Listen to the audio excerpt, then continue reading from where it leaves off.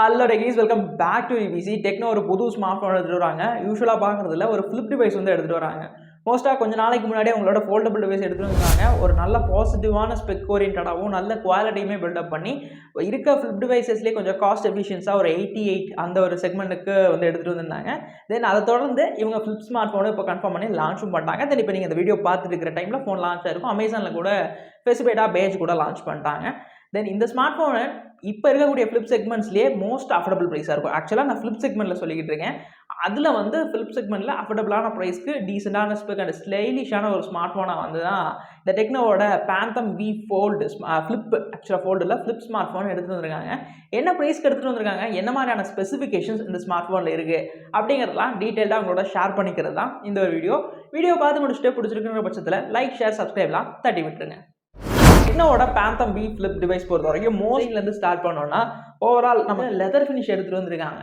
ஏன்னா அதுவே ஒரு ப்ரீமியமான ஃபீல் கொடுத்துச்சு. ஒரு பிளாக் கலர் வேரியன்ட் இருக்குது, ஒரு பர்பிள் கலர் வேரியன்ட் இருக்குது. ரெண்டுலேயுமே அலுமினியம் ஃப்ரேம்ஸ் யூஸ் பண்ணியிருக்காங்க. அது மட்டும் இல்லாமல் அந்த ஓவரால் டிசைனில் அதோட அவுட்டர் டிஸ்பிளே ஒரு சர்க்கிள் ஷேப் எடுத்துகிட்டு வந்திருக்காங்க ரவுண்டடாக. அதுலேயே பார்த்தோம்னா டாப்பில் 2 கேமராஸ். மோஸ்ட் பார்த்தோம்னா லுக்லேயே தனியாக டிஃப்ரென்ஷியேட் பண்ணது இது ஒரு வேறு டிவைஸ் அப்படிங்கிறது. பொதுவாக சாம்சங், விவோ அந்த மாதிரி டிவைசஸ் இருந்தாலும் இது கொஞ்சம் தனியாக காட்டுது. வந்து ஒரு புது ஃபோன் கொஞ்சம் ஸ்டைலிஷான ஒரு ஸ்மார்ட் ஃபோன் அப்படின்னு ஒரு ப்ரீமியம் ஃபீலை வந்து கொடுக்குற மாதிரி இருந்தது. தென் ஓவரால் இது ஒரு 194 கிராம் வந்து வெயிட் இருக்கிற மாதிரி தான் கன்ஃபார்ம் பண்ணியிருந்தாங்க. அதோட சேர்த்து பார்த்தோம்னா இது அன்ஃபோல்டாக இருக்கும் போதில் 7.1 mm திக்னஸ். மோஸ்ட்டாக அது நல்லா இருக்குது. ஒரு இன்னோவேஷனாக, அதே நேரத்தில் ரொம்ப காம்பேக்டான ஒரு டிவைஸ். மோஸ்ட் காம்பேக்ட் டிவைசஸ் எதிர்பார்க்குறவங்க, ஸ்டைலிஷாக எதிர்பார்க்குறவங்களுக்கு இது வந்து பயங்கரமான ஒரு அட்ராக்டிவ் பாயிண்ட்டாக இருக்கிற மாதிரி தான் எனக்கு தோணுச்சு. ஃப்ளிப் டிவைசஸில் மெயின் ஹைலைட்டே இந்த ஸ்மார்ட் ஃபோனோட டிஸ்பிளேஸ் தான் சொல்லணும். இங்கே பார்த்தோம் அப்படின்னா நமக்கு 6.9 inch அன்ஃபோல்டு இருக்கும்போதில் வந்து 6.9 inch இருக்கக்கூடிய இந்த டிஸ்பிளே பார்த்தோம் அப்படின்னா ஒரு LTPO AMOLED டிஸ்பிளேஸ். மோஸ்ட் 120 ஹெச்க்கான ரெஃப்ரெஷ் ரேட், 1000 ஹெச்க்கான பீக் பிரைட்னஸ் மெயின்டைன் பண்ணக்கூடிய ஒரு ஸ்க்ரீன் பர்ஃபார்மன்ஸாக எடுத்துகிட்டு வந்திருக்காங்க. மோஸ்ட் பாசிட்டிவ் ஸ்க்ரீன் தான் இங்கே கொடுத்துருக்காங்க. தென் ஃப்ளிப் டிவைசஸ் கண்டிப்பாக டிஸ்பிளே வந்து ரொம்பவே இம்பார்ட்டன்ட். அதனால் குவாலிட்டி இஷ்யூஸ் வந்து பெருசாக ஃபீல் ஆகலை. ஏன்னா லாஸ்ட் டைம் பார்த்தோம்னா உங்களோட ஃபோல்ட் டிவைசஸே நல்லா தான் பண்ணியிருந்தாங்க. ஆக்சுவலாக அவங்களோட அட்வர்டைஸ்மெண்ட்லேயே கவர் பண்ணுறது அப்போ கிளைம் பண்ணுறது என்ன அப்படின்னா 2 லட்சம் தடவைக்கு மேலே ஃப்ளிப் பண்ணாலும் பெருசாக இதில் வந்து இந்த சர்க்கிள்ஸ் க்ரியேட் ஆகாது, இடையில இருக்கக்கூடிய அந்த கோடுகள் வந்து க்ரியேட் ஆகாதுன்னு கிளைம் பண்ணியிருந்தாங்க. தென் நானும் சில கிளிப்பிங்ஸ்லாம் பார்த்தேன், உண்மையாகவே அந்தளவுக்கு பெருசாக தெரியலை. தென் அந்த வகையில் இது இப்படியே மெயின்டைன் ஆச்சுன்னா பெட்டராக இருக்கும். இது போக இன்னும் சில விஷயங்கள்லாம் 30 to 150 டிகிரி வரைக்கும் நம்ம அதை வந்து கவ் பண்ணி வச்சுக்கலாம். செல்ஃபிஸ் எடுத்துக்கிற மாதிரியான விஷயங்களுக்கு யூஸ் பண்ணிக்கலாம் அப்படிங்கிற மாதிரி தான் கிளைமிங் இருந்தது. பட் டே பை டே ஆகும்போது இது வந்து லூஸ் ஆகிருமா அப்படிங்கிற ஒரு பயம் இருக்குது. ஏன்னா மோஸ்ட் ஃபோல்டபுள் டிவைசஸில் அந்த ஒரு பிரச்சனை, டிஸ்பிளே நாளாக லூஸ் ஆகிடும். தென் அந்த மாதிரி எதுவும் நடக்காமல் இருக்கிற வரைக்கும் ரொம்ப சந்தோஷமாக இருக்கும். அவுட்டர் டிஸ்பிளே அந்த சர்க்கிள் டிஸ்பிளேவை பொறுத்த வரைக்கும் இது ஒரு 1.38 inches இருக்கக்கூடிய 2 inches இருக்கக்கூடிய ஒரு AMOLED displays. Most notification performance and கேமராஸை ஆக்சஸ் பண்ணுறது இந்த மாதிரி நிறைய விஷயங்கள் பண்ண முடியுது. மோஸ்ட் நம்ம அவுட்டரில் இருக்கக்கூடிய பிரைமரி கேமராஸை செல்ஃபியாஸ் கூட ஃபோட்டோ எடுத்துக்கிற அளவுக்கு வந்து அது யூஸ்ஃபுல்லான ஒரு ஸ்க்ரீனாக கொடுத்துருக்காங்க. தென் அதுலேயே குட்டி நோட்டிஃபிகேஷன் அனிமல்ஸோட அந்த அனிமேஷன்ஸ்லாம் வந்து காட்டுறாங்க. இதில் ஒரு தனி ஏஐயும் பர்ஃபார்ம் பண்ணுது. ஓவரால் நல்லாவே இருந்தது. ஆக்சுவலாக அந்த ஏஐ பற்றி நான் மென்ஷன் பண்ணணும்னு நினச்சேன். நமக்கு எப்படி ஆண்ட்ராய்ட் ஃபோன்ஸ்க்கு கூகுள், அதே மாதிரி ஆப்பிளுக்கு சிடியெல்லாம் இருக்கும், அது மாதிரி இதில் எல்லா அப்படின்னு சொல்லிட்டு ஒரு ஏஐ யூஸ் பண்ணியிருக்காங்க 3.0ன்னு. இது வந்து ஏஐ GPT பேஸ்டு ஏஐ அப்படிங்கிற மாதிரி மோஸ்ட்டாக நம்மளோட கொஸ்டின்ஸ்க்கு ரிப்ளை பண்ணும், நிறையா வந்து நமக்கு யூஸ்ஃபுல்லாக இருக்கும் அப்படிங்கிறது அவங்களோட கிளைமிங்காக இருக்குது. பொதுவாக நமக்கு GPTயை பற்றி தெரியும், அதை பர்ஃபார்ம் பண்ண, அதை சிமுலேட் பண்ணுற மாதிரியான ஒரு ஏஐ தான் எங்கேயுமே பர்ஃபார்ம் பண்ணுது. மோஸ்ட் யூஸ்ஃபுல்லான ஒரு ஏஐ வந்து பர்ஃபார்ம் பண்ணும் அப்படிங்கிறத சொல்லியிருக்காங்க. தென் பார்ப்போம். ஏன்னா கூகுள் அசிஸ்டன்ட் நம்ம ரொம்ப காலமாக யூஸ் பண்ணிக்கிட்டு இருக்கோம். நான் மோஸ்ட்டாக அதை யூஸ் பண்ணுறது இந்த கால்ஸ் பண்ணுறதுக்கு, ஏதாவது கொஞ்சம் தூரத்தில் சின்ன ஆப்ஸ் ஓப்பன் பண்ணுறதுக்கு. பட் ஏஐ அதை விட இன்னும் கொஞ்சம் பெட்டராக பண்ணுச்சுன்னா நல்லா தானே இருக்கும். ஸ்மார்ட் ஃபோனோட கேமராஸ் பொறுத்த வரைக்கும் பிரைமரியாக ஒரு 64 மெகாபிக்சல் சென்சார் பிளேஸ் பண்ணியிருக்காங்க. செகண்டரியாக ஒரு 13 மெகாபிக்சல், ஆனால் அல்ட்ரா வைடுங்கிற மாதிரியான செட்டப் செக்மெண்ட்ஸை முடிச்சுட்டாங்க. 4K ரெசல்யூஷன்ஸில் வீடியோஸ் எடுத்துக்க முடியும். மோஸ்ட் இந்த ஃப்ளிப் டிவைசஸில் நமக்கு ஒரு பெரிய விஷயம் என்னென்னா ட்ரைபாட் இல்லாமல் வீடியோ எடுத்துக்கலாம். தென் அந்த வகையில் பார்த்தோம்னா கேமராவோட பர்ஃபார்மன்ஸ் வந்து பெட்டராகவே இருக்கும்னு தான் எக்ஸ்பெக்டேஷன்ஸ் இருக்குது. செல்ஃபிஸ்னு வரும்போது ஒரு 32 மெகாபிக்சல் வித் ஃப்ளாஷஸ் வந்து ஃப்ரண்ட் சைடில் கொடுத்துருக்காங்க.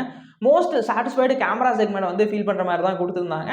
இப்போதைக்கு ஸ்பெக் ஓரியன்டாக பார்த்தோம் அப்படின்னா ஒரு நல்ல கேமரா செக்மெண்ட்டாக கொடுத்துருக்காங்க. ஃப்ளிப் டிவைசஸ் பொறுத்த வரைக்கும் பர்ஃபார்மன்ஸ்க்கு என்ன பண்ணுறாங்க அப்படிங்கிறது அட்ராக்டிவாக இருந்தது. ஏன்னா அதோட காஸ்ட் வந்து அந்த மாதிரி, இந்த காஸ்ட்டுக்கு இவங்க என்ன பர்ஃபார்மன்ஸ் கொடுத்துருக்காங்க, என்ன மாதிரியான விஷயத்தை பவர் பண்ணியிருக்காங்கன்னு தான் வந்து எனக்கு கியூரியாசிட்டியாக இருந்தது. இந்த ஸ்மார்ட் ஃபோனில் டிமென்சிட்டியோட 8020 வந்து பிளேஸ் பண்ணியிருக்காங்க. மோஸ்ட் இது ரொம்ப வந்து பவர்ஃபுல்லான சிப்புன்னு நான் போய் சொல்ல விரும்பல. 778 விட பெட்டரான ஒரு சிப். 8 Gen ஃபஸ்ட் ஜென்ரேஷனோட லைட்டர் வந்து பர்ஃபார்மன்ஸ் கொஞ்சம் கம்மியாக இருக்கக்கூடிய ஒரு சிப். ரெண்டுக்கும் கிட்டத்தட்ட ஏஜென்ட் 1 வந்து ஈக்குவல் பண்ணிரும்னு சொல்லிட முடியாது. லைட்டா டிஃபரன்ஸ் இருக்கும். அந்த அளவுக்கான ஒரு சிப் பெர்ஃபார்மன்ஸ் தான் வந்து இத கவர் பண்ணக்கூடிய ஒரு சிப். மோஸ்ட் ஆஃப் ஃபிளிப் டிவைசஸ்ல வந்து இருக்கக்கூடிய பிரச்சனை என்ன அப்படின்னா, இது ரொம்ப ஒரு காம்பாக்ட்டா அண்ட் ஃபிளிப் டெக்னாலஜி ரொம்ப கம்மியா வந்து இருக்கக்கூடிய ஒரு ஸ்பேஸ்ல கொண்டு வரதுனால, லிக்விட் கூலிங் டெக்னாலஜி அண்ட் இதெல்லாம் வந்து ப்ராப்பரா வந்து இதுல ஃபிக்ஸ் ஆகாது.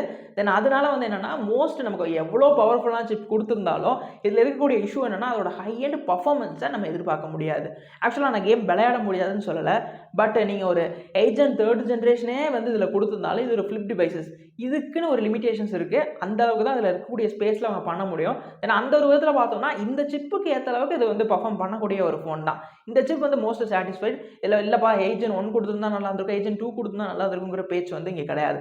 பட் இந்த ஒரு சிப்புக்கு என்ன பெர்ஃபார்மன்ஸ் வருமோ, அத வந்து இந்த ஃபோன் தாங்கும். அந்த லெவலுக்கு இது நல்லாவே ஆப்டிமைஸ் பண்ற பட்சத்துல, இது உண்மையாவே பெஸ்டஸ்ட் ஒரு பெர்ஃபார்மன்ஸ் ஓரியன்டட் சிப் தான். பேட்டரின்னு வரும்போதுல ஃபர்ஸ்ட்டே சொன்ன மாரி இது ஒரு காம்பாக்ட் டிவைஸா தான் மோஸ்ட் மெயின்டெயின் பண்றாங்க. ஒரு 4000 mAhக்கான பேட்டரி வந்து பிளேஸ் பண்ணியிருக்காங்க. ஆக்சுவலா டுவெல் பேட்டரிஸ் வந்து யூஸ் பண்ண மாதிரியான ஒரு டெக் தான் அது.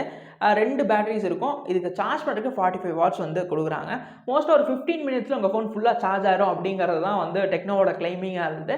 ஏற்றுக்கிற மாதிரி தான் இருந்தது. ஒரு ஃபிளிப் டிவைசஸ் அப்படின்னு எதிர்பார்க்கும் போதில் மோஸ்ட் ப்ரோஸ் அப்படின்னா இது ஒரு ஸ்டைலிஷான ஸ்மார்ட் ஃபோன், ரொம்ப ஒரு ப்ரீமியமான ஸ்மார்ட் ஃபோனாக இருக்கும். மோஸ்ட் ஒரு ஃபிளிப்பே வந்து ஒரு ஸ்டைலிஷாக இருக்கும். பட் இதில் இருக்கக்கூடிய கான்ஸ் என்னன்னா, இதில் என்னதான் நல்ல ப்ராசஸர் கொடுத்திருந்தாலும் இதில் லிக்விட் சேம்பர் கூலிங் இந்த மாதிரியான விஷயங்களை பண்ண முடியாது. அண்ட் பேட்டரிஸில் கொஞ்சம் சாக்ரிஃபைஸ் இருக்கும். இந்த மாதிரி விஷயங்கள் தான் இருக்கக்கூடிய கான்ஸாக இருந்தது. மோஸ்ட்டாக அது ஒரு 50Kக்கு ப்ரைஸ் பண்ணுறாங்க. இந்த 50K செக்மெண்ட்டுக்கு 8 128 256 GB ஸ்டோரேஜை அஃபோர்ட் பண்ணுறாங்க. நிறைய விஷயங்கள் அந்த ஸ்மார்ட் ஃபோனில் நல்லா இருந்தது. ஒரு புது இம்ப்ளிமெண்ட் பண்ணது அண்ட் அவுட்டர் டிஸ்பிளேஸ் ஆகட்டும், கேமராஸ் நிறைய பண்ணியிருந்தாங்க. And price most affordable. 50K அப்படிங்கிறது இப்போ இருக்கக்கூடிய ஃபிளிப் டிவைசஸ்லேயே மோஸ்ட் அஃபோர்டபுள் ப்ரைஸ். ஆக்சுவலாக ஃபிளிப் டிவைசஸில் அஃபோர்டபுள் ப்ரைஸ். அந்த வகையில் பார்த்தோன்னா இது வந்து எனக்கு ஒரு நல்ல ஸ்மார்ட் ஃபோனாக தான் ஃபீல் ஆச்சு. தென் இந்த மாதிரி ஒரு ஸ்மார்ட் ஃபோன் வந்திருக்கு, இந்த ப்ரைஸ்க்கு வந்திருக்கு அப்படிங்கிற விஷயத்தெல்லாம் உங்களோட ஷேர் பண்ணிக்கணும்னு நினச்சேன். அதுதான் இந்த ஒரு வீடியோ பிடிச்சிருக்கு, யூஸ்ஃபுல்லாக இருக்குது, இன்ஃபர்மேட்டிவாக இருக்குது. அந்த மாதிரிலாம் நீங்கள் நினச்சிங்கன்னா லைக் பண்ணுங்கள். உங்கள் ஃப்ரெண்ட்ஸ் யாராவது பார்க்கணும்னு நினச்சா ஷேர் பண்ணுங்கள். Thank you for watching.